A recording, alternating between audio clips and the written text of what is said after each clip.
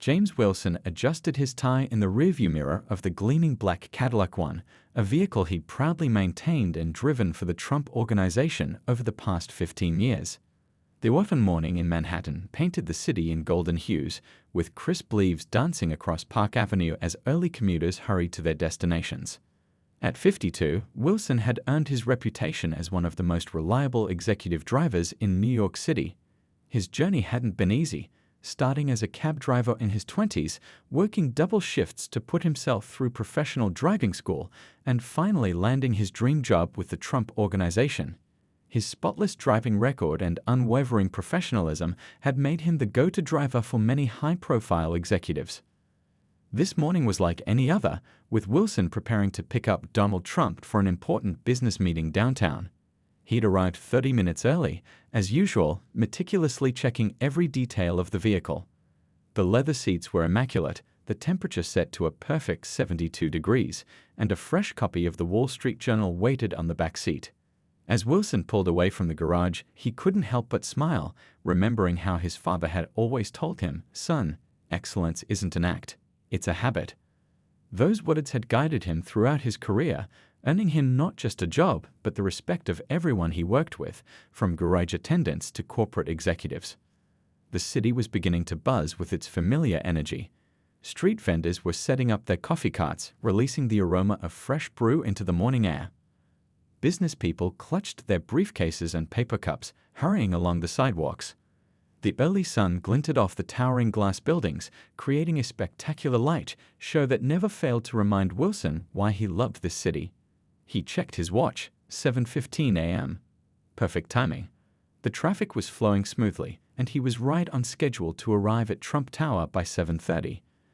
Wilson had learned early in his career that in the executive transportation business, being on time meant being early, and being early meant being on time.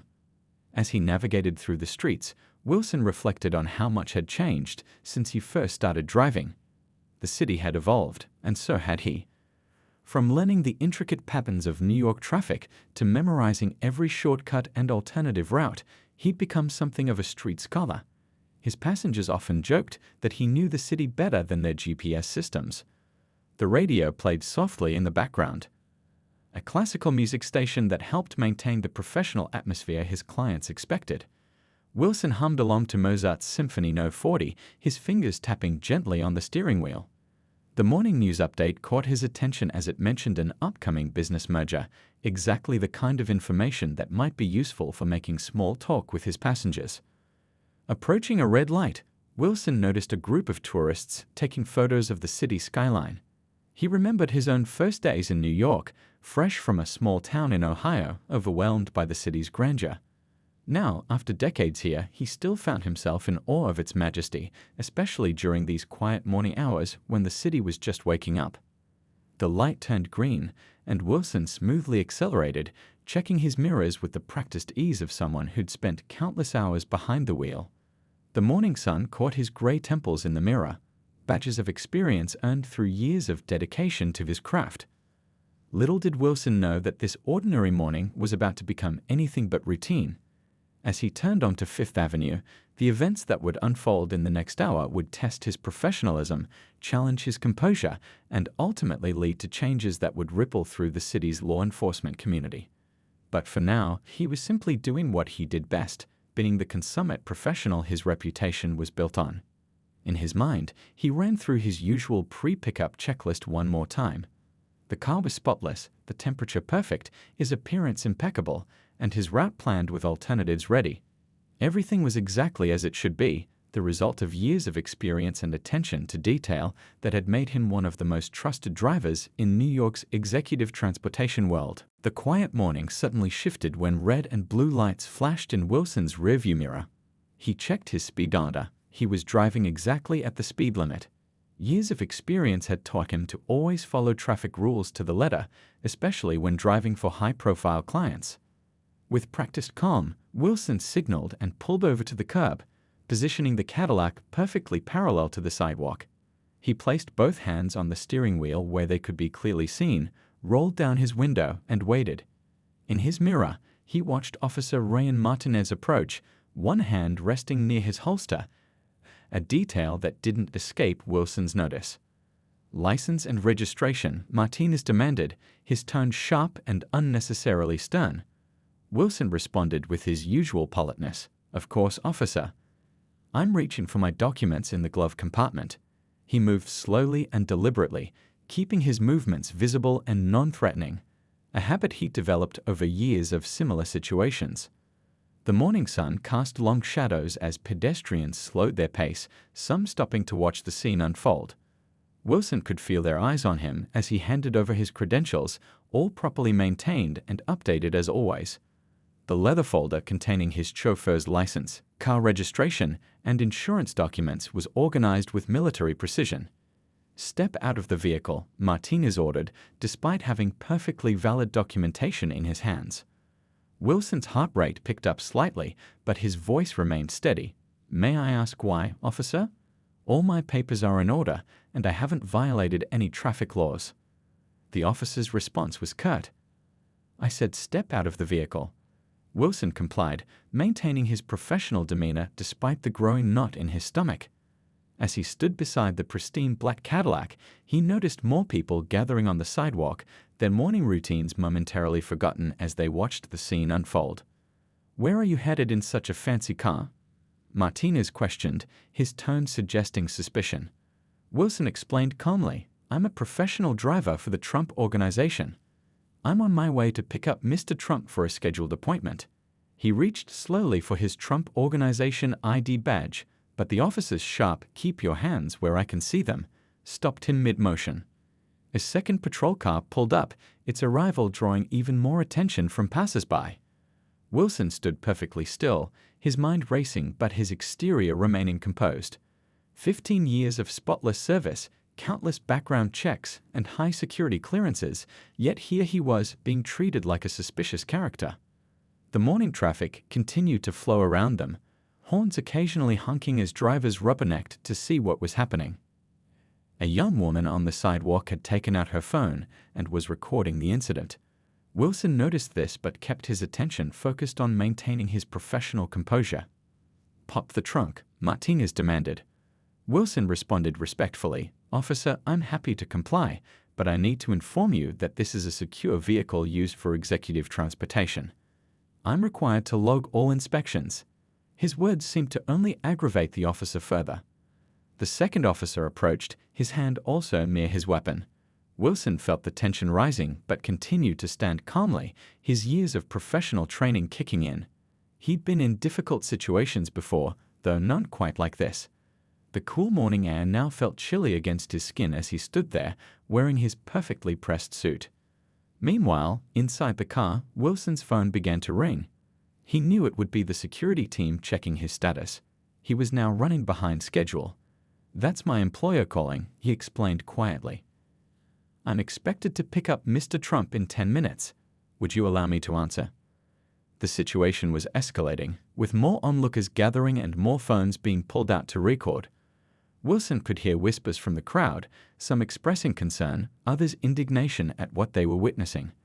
Through it all, he maintained his dignity and professional demeanor, even as the morning sun continued to rise over Manhattan, casting long shadows across what had become an increasingly tense scene. The irony wasn't lost on Wilson. This vehicle had carried some of the most powerful people in New York, and now it was being treated like a suspicious vehicle. But he knew that letting his frustration show would only make things worse.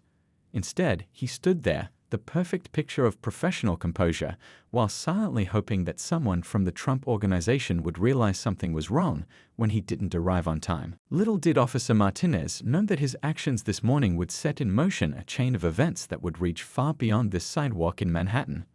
But for now, Wilson focused on keeping his breathing steady and his manner professional, drawing on every bit of experience from his decades of service to handle this situation with the dignity it demanded. The tension continued to mount as Officer Martinez became increasingly agitated, despite Wilson's calm and professional responses. The morning had turned from routine to unsettling, with the growing crowd of onlookers now filming the encounter on their phones. The autumn breeze carried whispers of concern from the gathered spectators. "I don't care who you said you work for," Martinez snapped, his voice rising. This vehicle matches a description we're looking for. Wilson took a deep breath, maintaining his composure. Officer, I can provide additional verification of my employment. The Trump Organization security team can confirm my identity and position. Wilson's phone rang again, the third time in 5 minutes. He knew the security protocol. If a driver didn't respond within a certain time frame, it triggered an immediate alert. The growing crowd on the sidewalk had swelled to nearly 30 people, their morning coffees forgotten as they watched the scene unfold. A third police car arrived, its siren briefly whooping before falling silent. Wilson stood perfectly still, his hands visible, watching as more officers approached. He'd spent years perfecting the art of staying calm under pressure, a skill that had served him well in Manhattan traffic and was now proving invaluable in this situation. Look, Wilson said softly, his voice steady despite the circumstances, I understand you're doing your job. But I need to inform you that my delay will trigger security protocols. Mr. Trump's security team will be tracking this vehicle's location. He kept his tone respectful but firm, drawing on years of experience in handling delicate situations. The morning sun had fully risen now, casting harsh shadows across the scene. More businesses were opening, their employees pausing to watch the unfolding drama. Some had phones raised, recording everything. Wilson could hear snippets of their conversations, people questioning the officer's actions. Officer Martinez paced around the vehicle, his boots clicking against the pavement. Pop the trunk, he demanded again. Wilson repeated his earlier explanation about security protocols, adding, Sir, this vehicle is equipped with tracking and recording devices. Everything happening right now is being logged. The crowd's murmurs grew louder. Someone shouted, He's just doing his job. Others began questioning the officer's motives more vocally. Wilson remained the picture of professionalism, even as he felt the situation spiraling beyond his control. His phone rang yet again. This time, Officer Martinez grabbed it from the car's console, looking at the screen. His expression changed slightly as he saw the caller ID, Trump Security. The other officers exchanged glances, but Martinez seemed determined to maintain his aggressive stance. Wilson spoke again, his voice carrying the weight of his years of experience. Officer, in about 2 minutes, you're going to receive calls from several very high-level individuals. I'm trying to help you avoid an uncomfortable situation. He kept his tone helpful rather than threatening, drawing on all his diplomatic skills. The morning traffic continued to flow around them, creating a strange contrast between the normal bustle of Manhattan and this tense standoff. A delivery truck honked as it passed, its driver slowing to watch. The crowd had grown larger, with some people making phone calls, describing the scene to others. Wilson noticed a familiar black SUV turning the corner, Trump Organization Security. He'd worked with them long enough to recognize their vehicles instantly. The situation was about to change dramatically, but he maintained his professional demeanor, knowing that every moment was likely being recorded from multiple angles.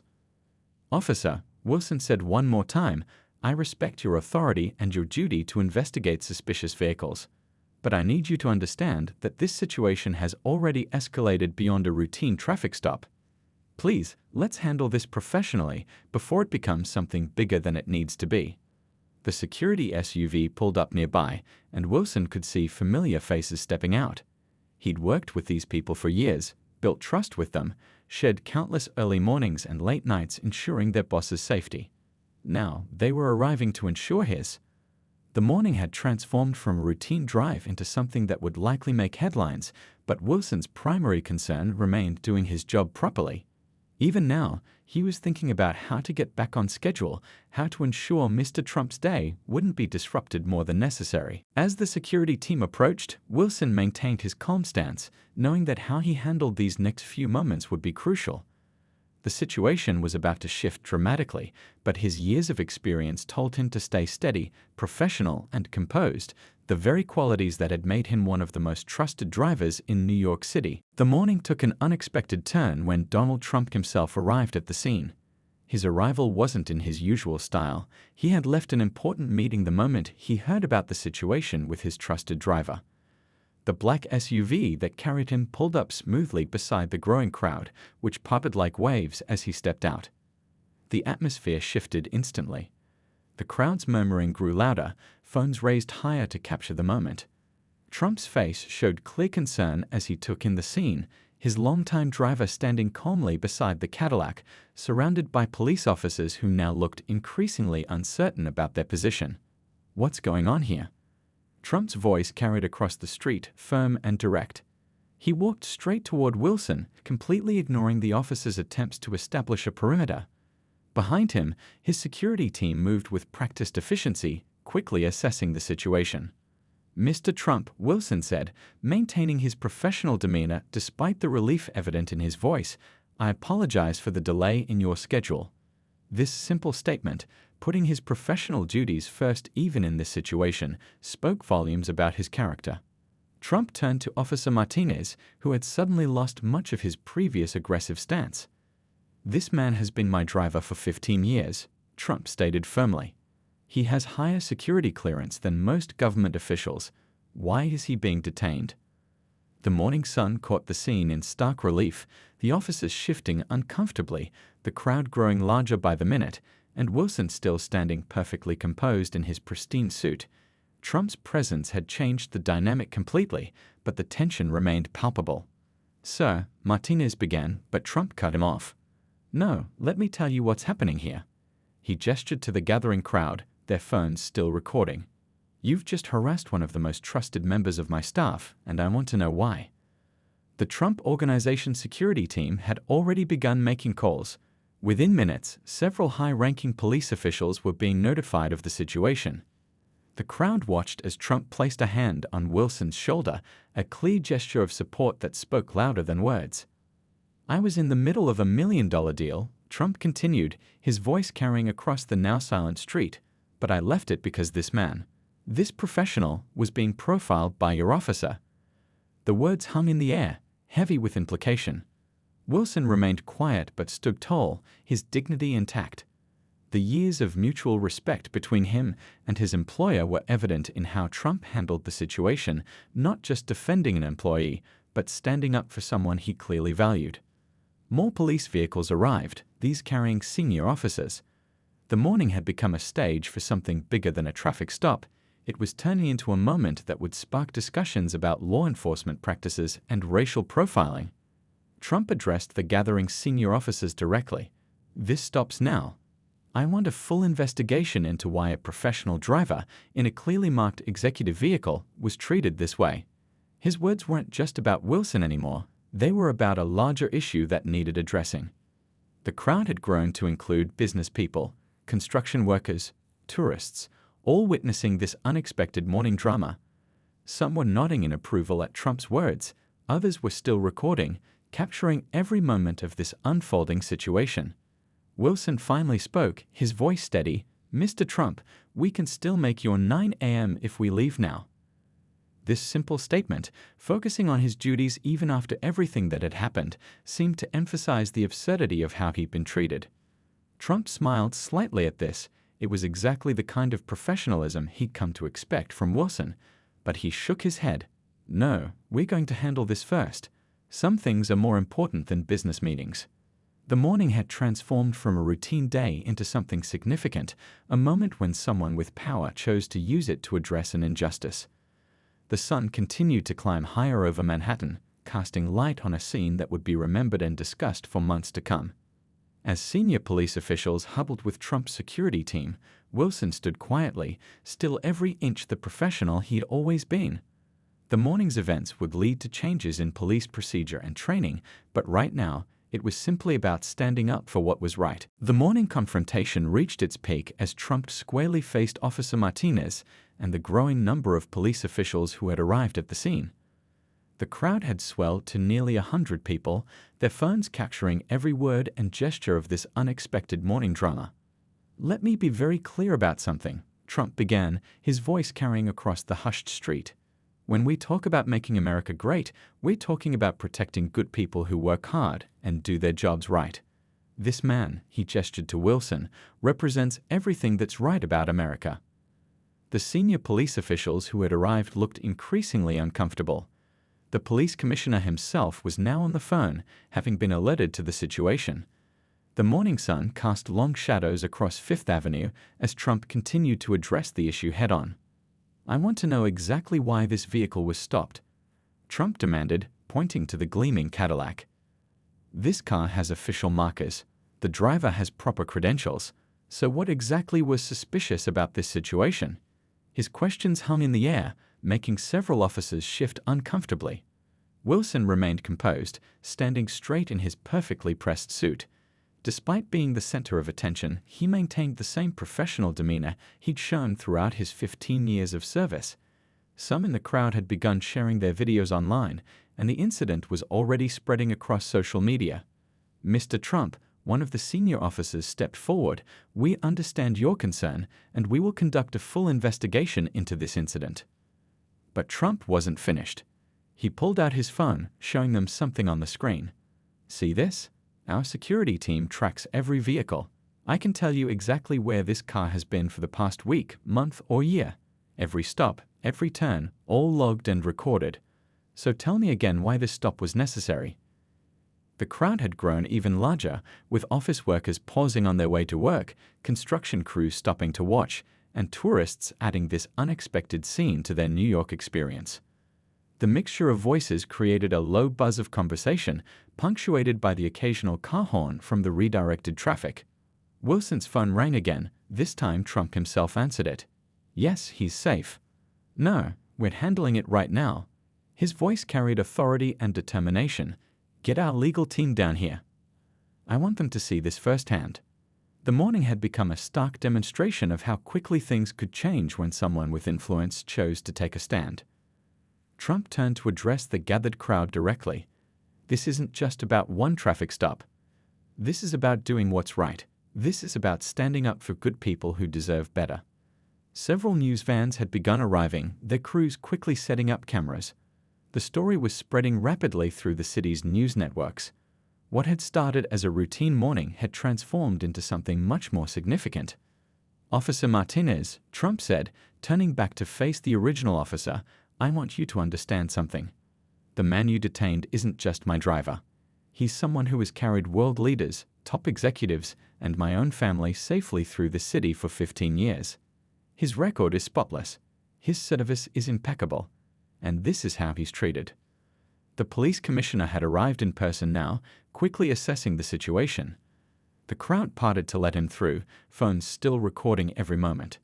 The morning had become a powerful example of how one incident could spark a larger conversation about law enforcement practices and civil rights.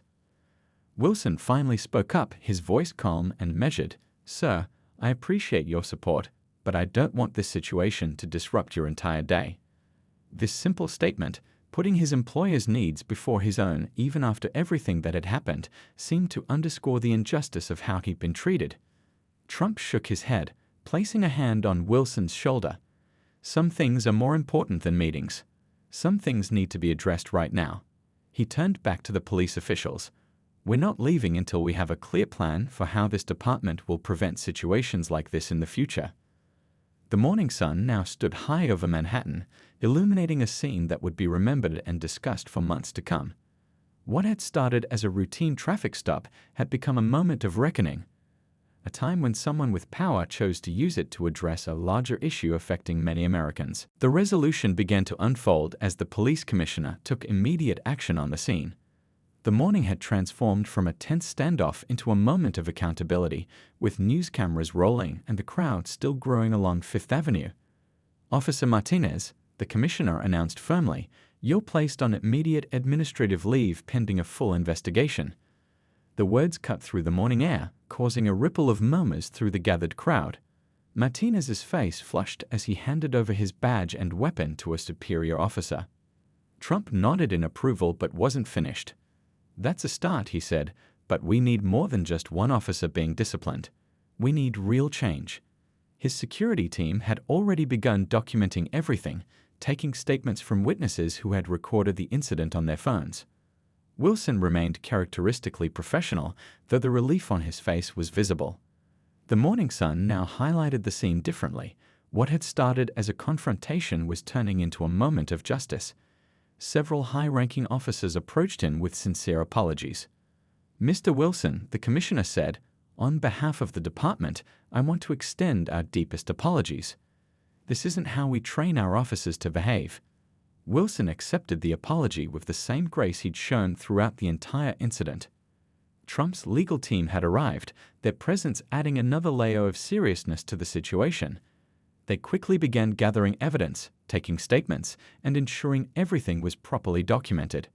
The morning had become a lesson in accountability that no one present would soon forget. "Here's what's going to happen," Trump announced, addressing both the police officials and the gathered crowd. "We're going to use this incident to make real changes. My legal team will work with your department to review and revise training procedures. This stops today." The crowd had grown even larger, with people from nearby offices and buildings joining to witness this unexpected morning drama. Many were nodding in agreement with Trump's words, some even applauding. The incident had struck a chord with people from all walks of life. The commissioner took out his phone, making a call right there in front of everyone. "I want all precinct commanders in my office in 1 hour," he said firmly. "We're going to address this immediately." His public commitment to action added weight to the moment. Wilson's phone buzzed again, this time with messages of support from other drivers and colleagues who had heard about the incident.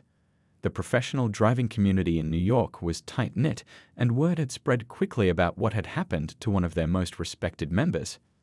Trump turned to the news cameras that had gathered. "This isn't just about one incident," he stated clearly. "This is about making sure every professional, every citizen, is treated with the respect they deserve. We're going to make sure this becomes a model for change." The morning had become unexpectedly historic. What started as a routine traffic stop had transformed into a catalyst for departmental reform. The commissioner was already outlining immediate changes in procedure, while Trump's legal team prepared documentation for a more comprehensive review. Wilson finally spoke to the gathered media, his words measured and thoughtful. "I hope what happened this morning leads to positive changes. This isn't about me. It's about making sure everyone is treated fairly and professionally." His dignity in handling the situation earned him even more respect from those present. The crowd began to disperse as official statements were made and actions were taken. The morning sun now stood high over Manhattan, casting shorter shadows as the situation moved from confrontation to resolution. But the impact of what had happened would be felt long after the crowds went home. Trump's final words to the commissioner resonated with everyone present: "Make this right. Not just for today, but for every day going forward. We're watching and we expect real change." The commissioner nodded, knowing that this morning had sparked something that couldn't be ignored. As the situation wound down, Wilson straightened his tie and checked his watch, ever the professional. Despite everything that had happened, he was already thinking about rearranging Trump's schedule for the day. This simple act of returning to duty, even after such an ordeal, spoke volumes about his character. In the weeks following the incident, the impact of that morning rippled through New York City's law enforcement community and beyond. The police department launched a comprehensive review of its training programs, with Wilson's case becoming a central example in their reformed approach to traffic stops and citizen interactions. The story had gone viral, with millions viewing the videos captured by bystanders that morning. News channels ran special reports examining the broader implications of what had happened. Wilson, despite his natural inclination to avoid the spotlight, found himself at the center of an important conversation about law enforcement practices. Trump kept his word about pushing for change. His legal team worked closely with the police department, helping to develop new training protocols and accountability measures. The morning incident had become a catalyst for real reform, turning a negative experience into something positive for the community. Wilson returned to work the next day as professional as ever. His colleagues noticed that he carried himself with the same dignity he'd shown during the incident. Other drivers would often ask him about that morning, and he always responded with grace, focusing on the positive changes that came from it. The police commissioner made good on his promises. Within a month, every officer in the department underwent additional training focused on avoiding profiling and improving community relations. Wilson was invited to speak at several of these sessions, sharing his experience with young officers. "It's not about pointing fingers," Wilson would tell them. "It's about making things better for everyone."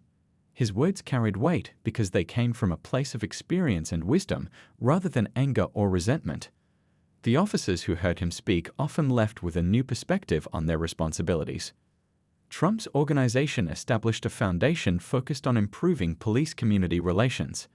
Wilson became an informal advisor, providing insights from his years of experience on the streets of New York. His practical knowledge helped shape programs that would benefit both law enforcement and citizens. The incident sparked changes beyond New York City. Other police departments across the country began reviewing their own procedures, using the lessons learned from that morning as a guide for improvement. Wilson's story became a case study in police training programs nationwide. One particularly meaningful outcome was the creation of a professional drivers association that worked to prevent similar incidents. Wilson helped establish guidelines for both drivers and law enforcement, drawing on his experience to create practical solutions that worked for everyone involved. The morning's events had transformed Wilson from a private professional into a respected voice for positive change. Yet he remained the same humble, dedicated driver he'd always been. His regular passengers noticed no difference in his service. He was still the consummate professional they'd always known. Trump would often reference that morning in speeches about community improvement. "Sometimes it takes one moment, one incident to spark real change," he'd say. "But it also takes people willing to stand up and do the right thing." His continued support helped ensure the reforms didn't lose momentum.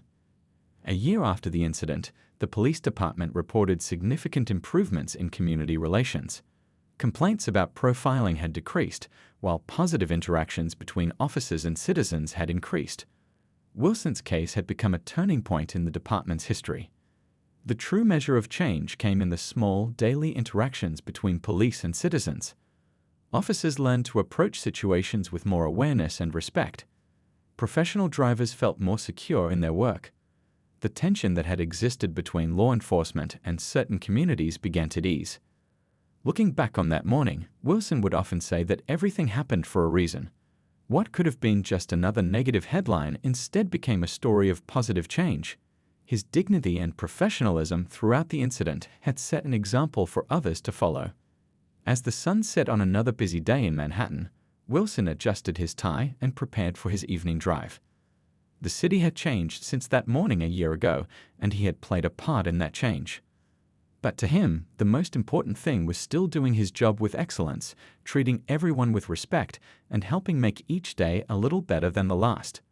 The legacy of that morning lived on in the improved procedures, better training, and stronger community relationships that emerged from it.